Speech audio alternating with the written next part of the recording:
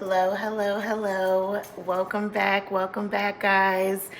Welcome to a teaching moment with the goddess. Thank you for joining me. If you're new, welcome to the channel. I hope you decide to subscribe and share and like and stay with this soul family. And if you're just stopping by, welcome. Thanks for stopping by. Real quick, shout out to all my new subscribers. I'm excited. I'm seeing my subscribers grow. I'm seeing the views on the videos grow. And this is not even, this channel is not about me getting a bunch of views or getting a bunch of subscribers or likes or any of that. This is just to get my message out there and to help somebody else on their ascension journey. So if that's what I'm doing, if I can reach even just one person, I'm doing a good job. All right, so welcome back, guys, to a teaching moment with the goddess. I hope you listen. If you guys have been celebrating Thanksgiving, if that's what if you're into that, I hope you all had a great holiday, spent time with your families, your loved ones, fellowshipped with each other, ate some good food. If you're into that, if you're in a part of the world that celebrates that. If not, I hope you all have just had some really good days prior to today. I do apologize, as everybody knows on this channel. I'm a mother, I'm a student. So yeah, I need some time in between the videos and uploads just because I'm very busy with other things in my life. I also make candles, as you guys know. Cocoa Love Candles by the Goddess will be in the description box below. Let's get it. So this week's topic, we're gonna get started on karma and reincarnation, right? I had mentioned in previous videos that I was gonna be getting into specific topics every other week. And I want to limit them to about 2 videos per topic every time I upload a new teaching moment, right? So this moment is going to be brought to you by karma and reincarnation. So before I get started, I want to open up with some encouragement. I'm not really sure who's watching or who's following, but something came to me over the weekend where I just, I spent some time in nature and around my kids, and I get a lot of spiritual downloads when I'm outside, when I'm in nature. So, before I started this, just real quick, little background story. Before I even started my channel, I knew I had like a spiritual calling. I knew I was supposed to do something to help awaken the masses, but I was scared as shit. Even now, sometimes if you go back and listen to my videos, especially the ones where I'm doing my tarot readings, I'm very nervous, and it's not really me to be the nervous type because I'm extremely outgoing. I'm always very witty, and, I love talking to people. I get to know people easily. I meet people all the time, and I'm an open book more times than not. I'm very transparent, excuse me. So for me to be this nervous and worried and scared and tripping over my words, I've been thinking about it a lot over the weekend, and I just, I told myself, my ego was telling myself, you're not ready. But my higher self was telling me, you needed to start before you were actually even ready.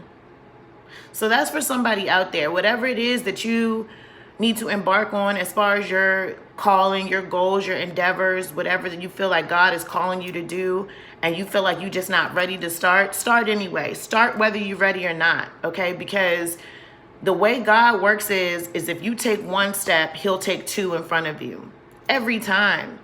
And it's not going to matter what people say or do, because the more that you get into what God has for you, and what God has for you, nobody can take it. Nobody can shut the door on. Nobody can take away from you. It's for you.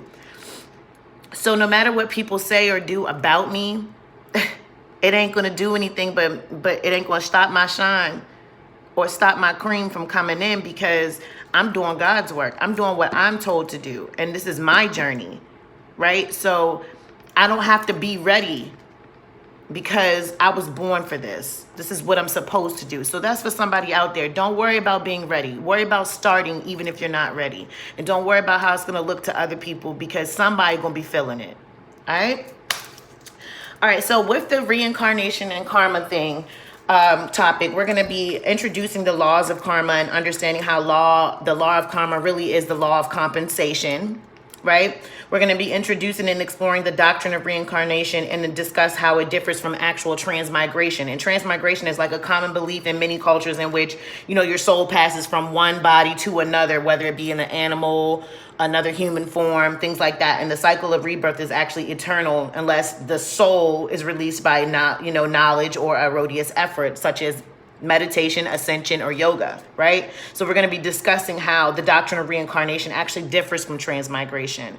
We're also going to discuss reincarnation from the perspective of some other selected traditions, and we're going to be reviewing the ideas of reincarnation that have been expressed through Americans. And some famous ones I'm going to be mentioning throughout this course of the reincarnation and karma teaching. People like Edgar Cayce, if you've never heard of him, he has some really amazing books on reincarnation. He has a book in particular I like called Many Mansions. So if you're into reading, I'm always going to recommend a book list here on the channel, because there's a lot of people that still actually read books. Not everybody gets their information from the internet. I'm still one of those people. I still like to read, regular paperback books. So yeah, there's that. So, and then it's just we're just gonna also, again, if you have anything you want to say, if you're watching this channel and want to pin anything in the comments, email me about the topics. I'll be more than happy to discuss further things that I maybe didn't mention in the video. All right, so firsthand, we're going to be talking about karma.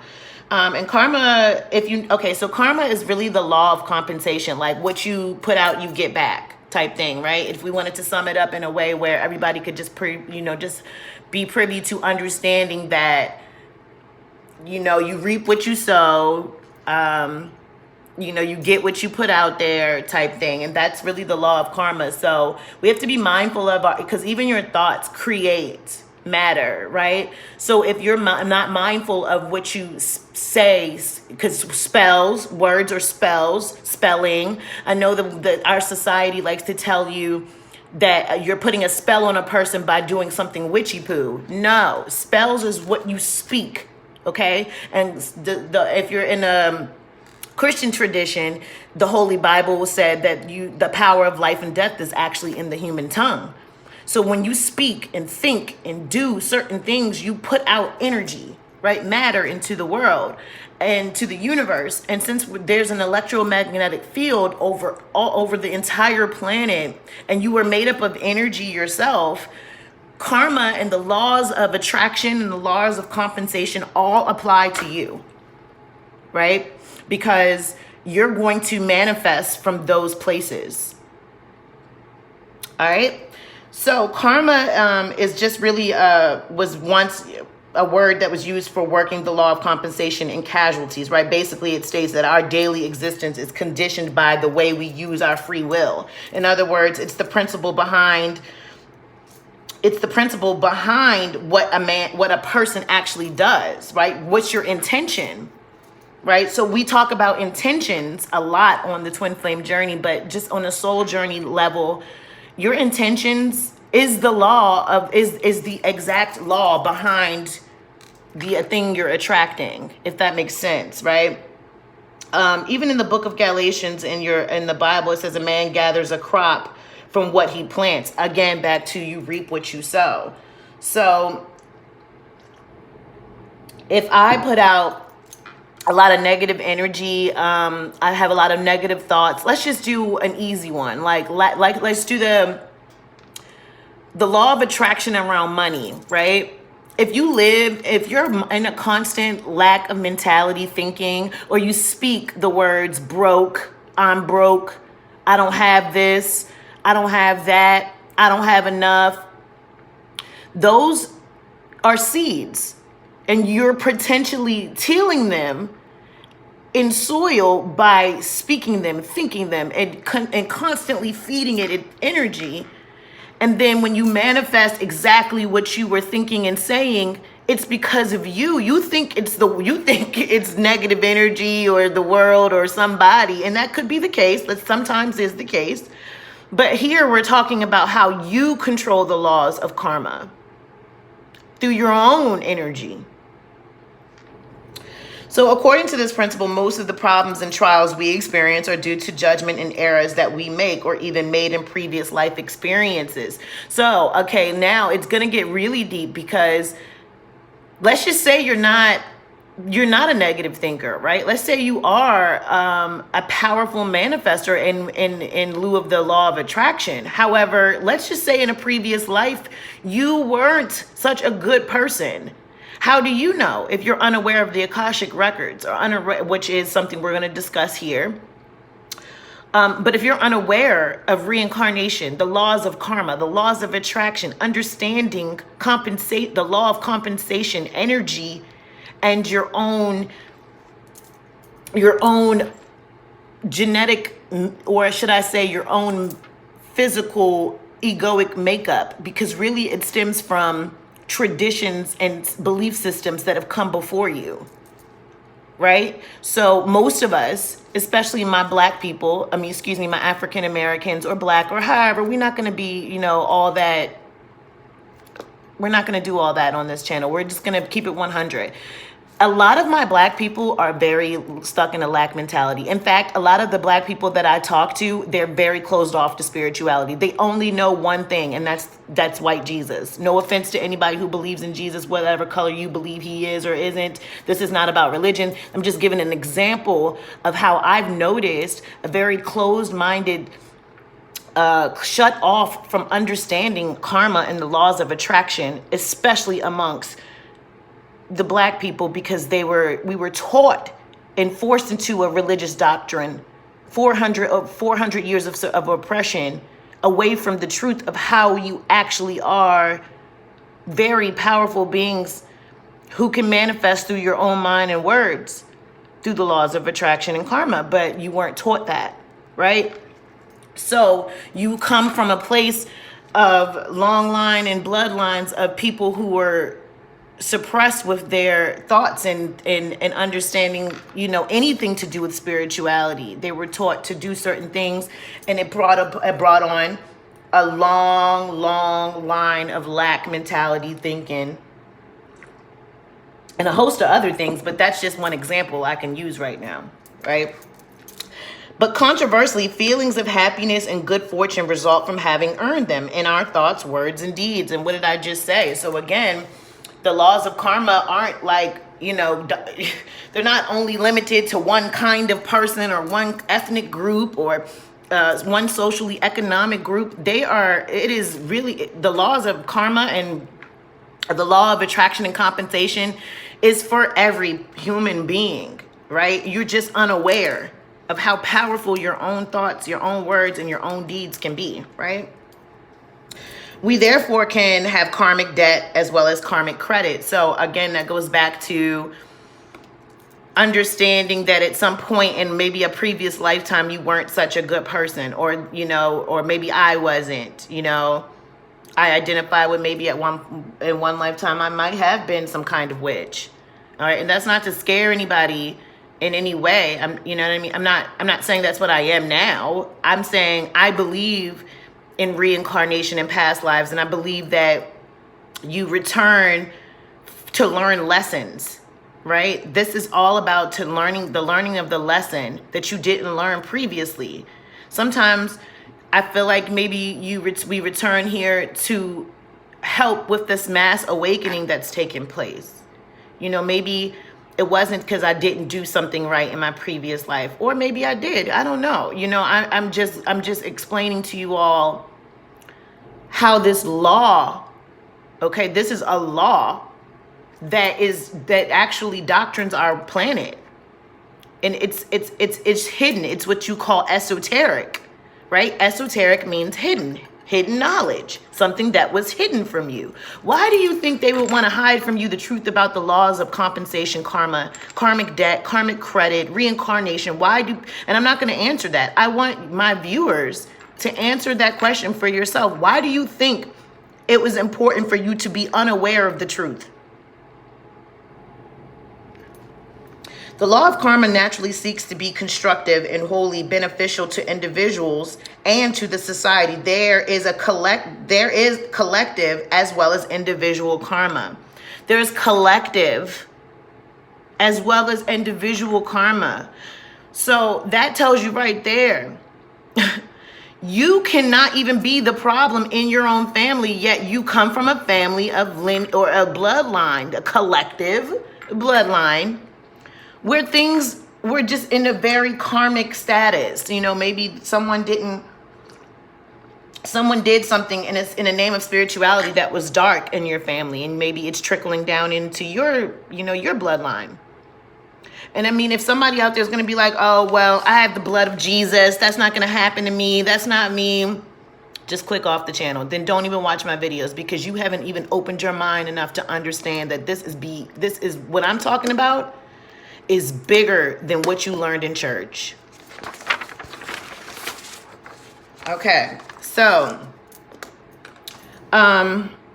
continuing with the conversation on karma, a lot of the times we are running into karmic lessons, and if you are familiar with tarot or traditional tarot, you're aware of the Wheel of Fortune, but really it's the karmic wheel, the Dharma, the Dharma or the karmic wheel, and it signifies that a wheel is like cyclical, circular. It signifies that you can repeat something over and over and over again. And why do we think that is? Karma properly understood means action. It is a very active process. Even though every negative karma act turns into an equivalent trial sooner or later, not every trial is necessary of karmic origin, right? So put in another way, it really doesn't matter if a trial has a karmic basis or not when dealing with the personal trial or adversity. Rather than concern ourselves with whether or it is karmic or not, it would be better to just confront it wholeheartedly with inner conviction that it can be overcome, right? The law of karma or compensation really is evolutionary law and is not a punitive principle, right? Because are you not learning the lesson? Do you get what I'm saying? Like, if you're not learning a lesson, so you sometimes, and if you're in tarot land and you watch tarot, you hear a lot about the karmic, right? This is for my people on a soulmate or twin flame journey. This what I'm about to say.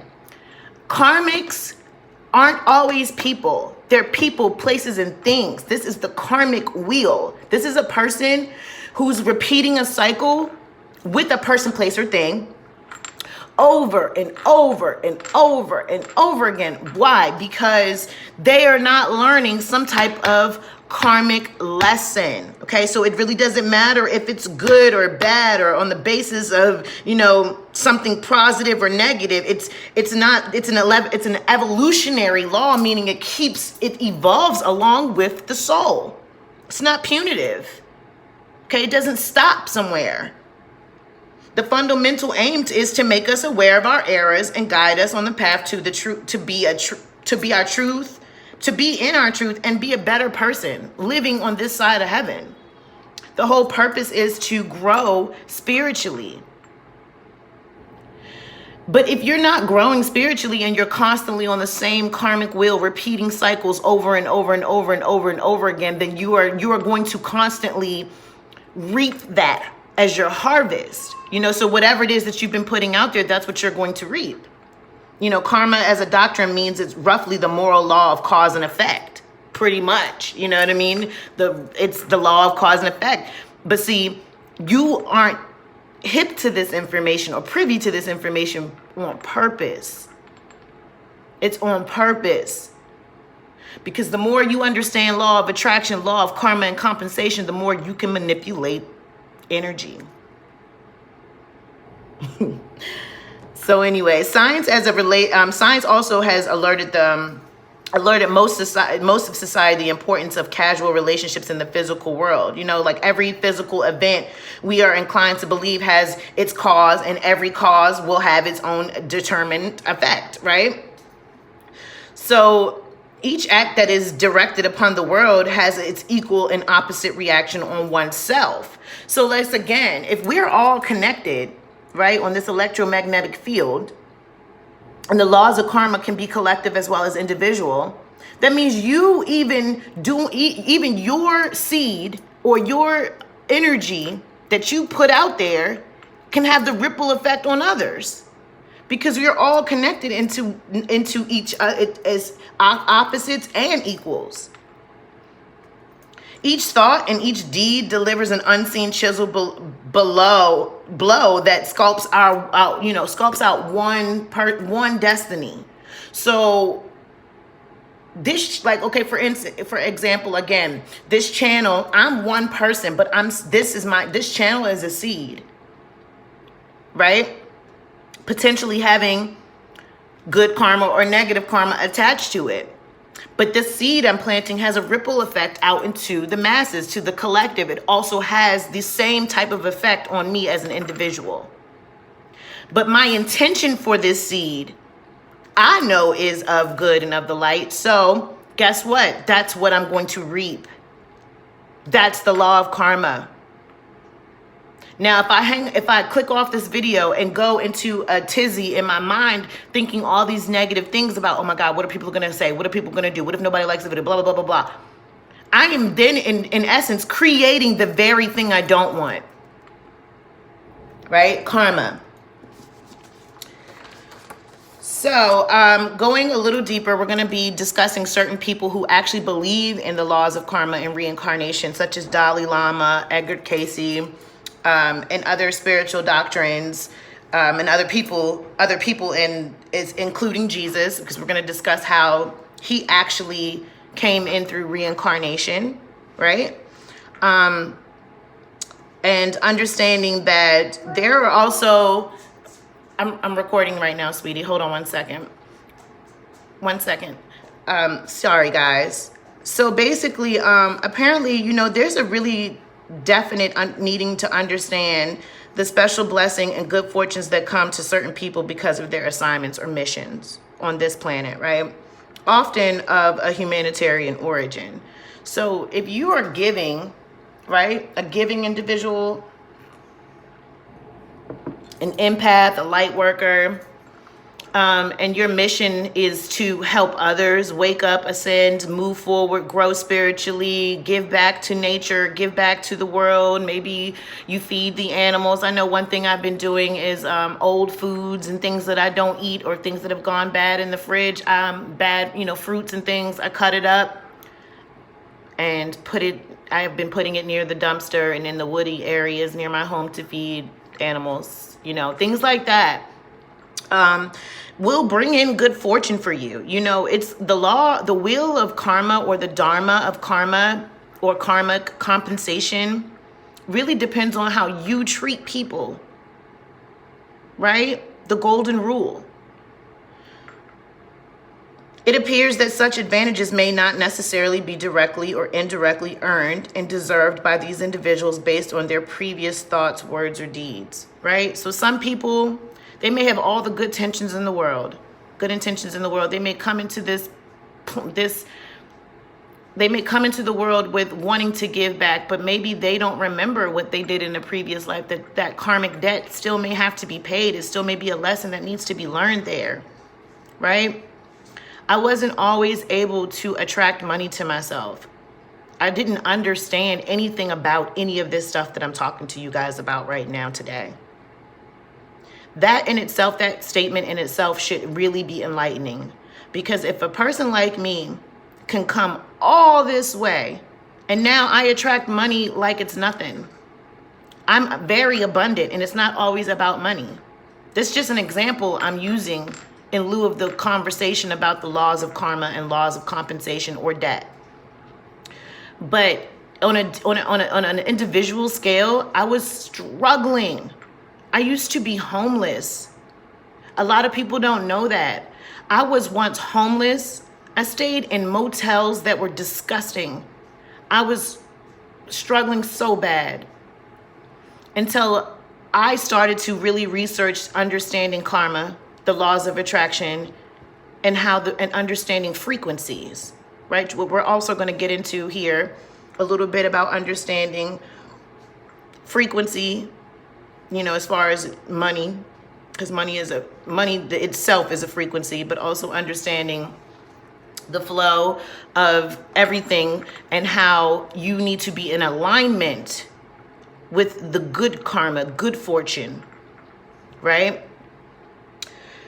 So that's going to be the first half of this video in touching on karma. The next half of the video, I'm going to be discussing reincarnation, right? And going deeper into how that ties into the karmic wheel, how that applies to a lot of us, especially empaths and light workers, and why reincarnation and understanding it is important to your soul's journey, right? So before I leave off, I'm going to go ahead and pull a light oracle card from my Alana Fairchild deck. I love this deck. This is just like a little something to leave off with, so that it's like a positive message to leave off with, right? Again, please like, share, or subscribe to the channel if you're feeling my vibe.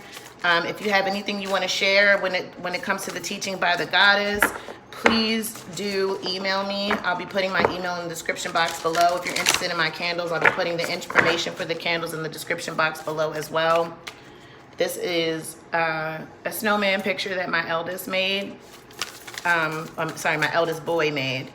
Okay, and so it's very fitting for this time of year. If you, I'm gonna say this.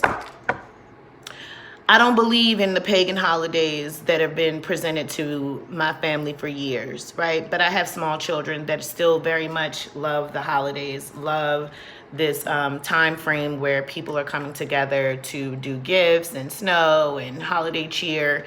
And so I engage for them. But the truth is, on this channel, we're going to get into the true discussion on these types of pagan holidays. And I don't mean to offend anybody who still still participates. I'm not judging you. I do too. I'm just saying there's still gonna have to be a truth be told behind this, right? Okay, so the card I pulled is, wow, look at this, y'all. Past life activation. Come on through here, Spirit. I'm gonna read that from the book, and then we will wrap this up. So we have card number 35, past life activation. Wow. All right, I'm just gonna read it out loud. Okay. You have talents within that have been developed through many verified life experience. You have had many lifetimes already. You have had many lifetimes already, even if you don't recall them consciously, helping you evolve and grow into the loving being that you are today. Wow, you desire to grow in consciousness and spiritual power, to assist the divine plan unfolding throughout the universe, is heard and supported by the spiritual worlds in all ways. To this end, past life material is being activated now for your benefit and the greater good. Your soul has a history of lifetimes through which it has learned to be wise and developed certain talents. You have learned lessons and acquired skills and abilities. Sometimes these were mastered through very challenging circumstances. You might feel you were obtaining mastery in certain areas, again this lifetime, again through challenging circumstances. The soul can certainly develop through joy, love, and happiness, but often it is through an experience of conquering a challenge that the real gems are won for the crown of the soul. This oracle past life activation comes to you when a power you developed in a past life that would be useful for you to access in your current lifetime. Perhaps this talent or ability will become the seed of a spiritual vocation for you, a skill that expands your career or brings you to personal joy. Sometimes, while it's a treasure emerging from the depths of your being into consciousness, it will be coated in pain of the past. You might notice the outer coating first, the pain of abandonment, rejection, ridicule, or shaming that perhaps resulted in the suppression or denial of that soul gift in your past life. This may be the reason you have not incarnated with it fully awakened and at your immediate disposal. You have to allow it to rise up to you, and you need to dig a little to crack open the coating of a wound and free the treasure that temporarily became trapped by pain. Wow. I'm going to read the invocation. before I do that, it says, if you have been considering a new line of work, feeling you'd like to explore or express different talents, or have the urge to develop an interest and transform it into something, you are very likely already feeling the stirrings of your past life activation taking place for you now. Trust the changes you feel. Through divine grace, protection, mercy, and empowerment, I call for the activation of all past life gifts and abilities that will serve my greatest and most joyful, inspirational and soul satisfying success this lifetime. I ask for healing assistance from the higher beings that love me unconditionally, so I can swiftly release any unhelpful conditioning or resistance to the expression of these talents.